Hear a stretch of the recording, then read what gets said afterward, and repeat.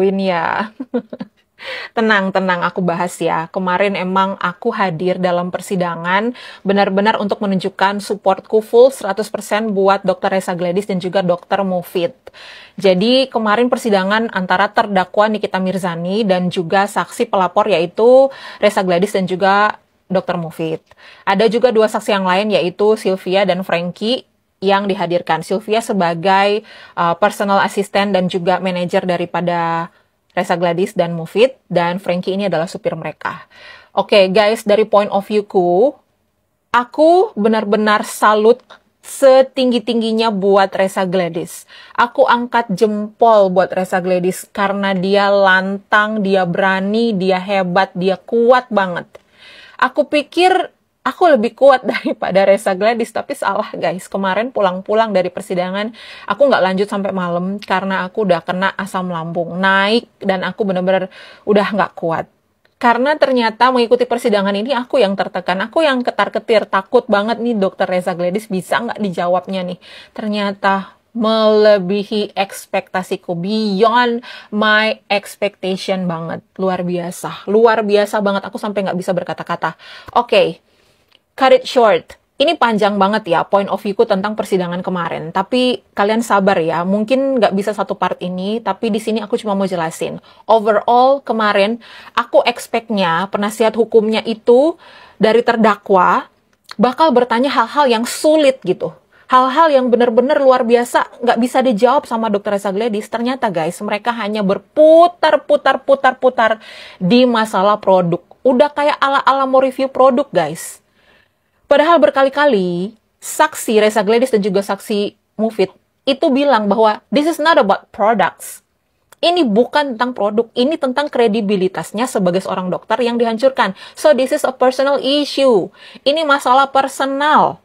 Personalitinya Dr. Reza Gladys yang dihancurkan karena fitnahan abu-abu, begeng, dempul, mukanya beruntusan, lotionnya luntur, dan segala macam.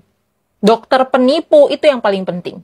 Difitnah. Kamu dokter, kamu bangun karirmu, kamu bangun dedikasimu, itu bertahun-tahun dihancurkan hanya karena seorang influencer tidak bermoral, koar-koar di sosial media, memfitnah.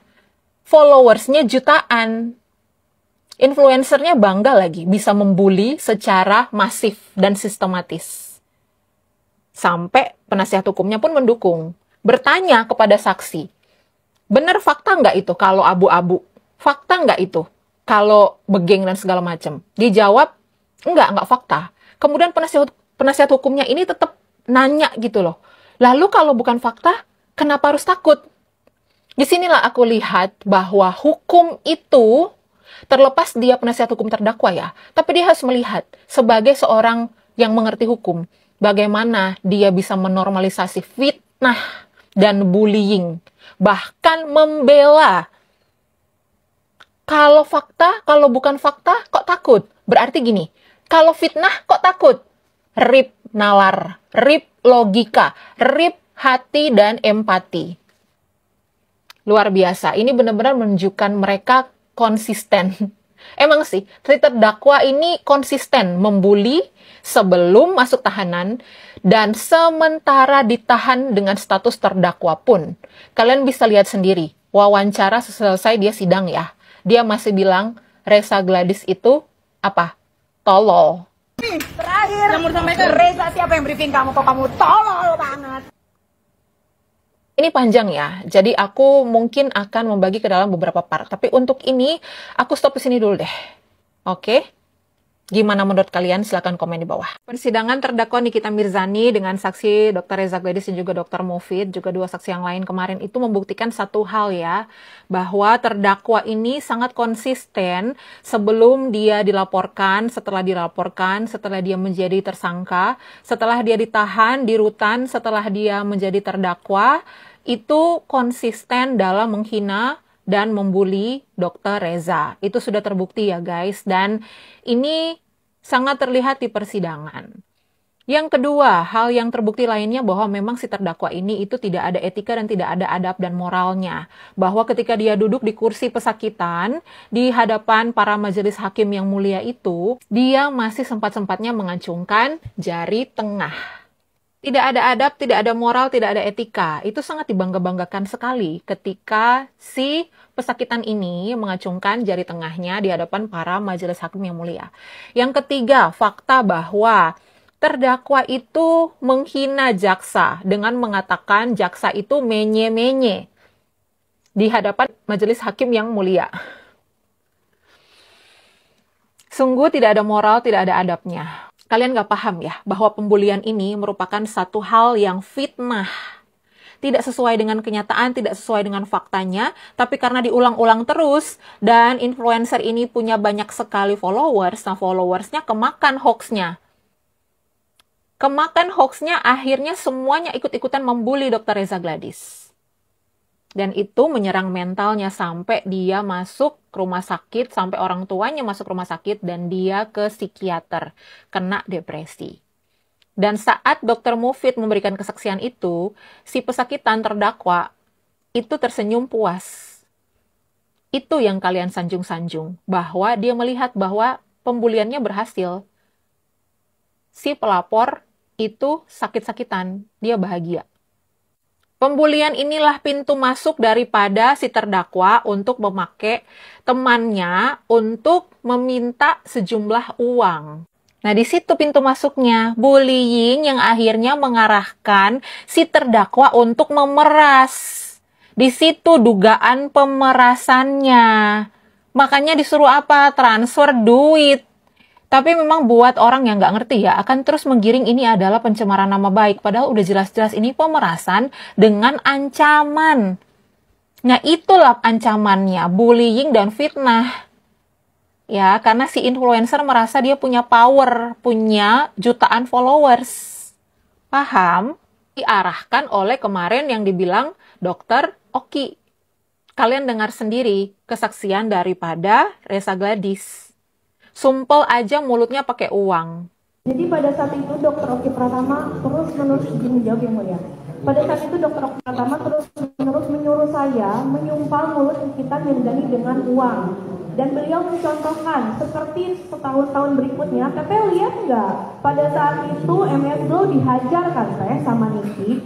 Terus betul. Produk kecantikan juga izin ya.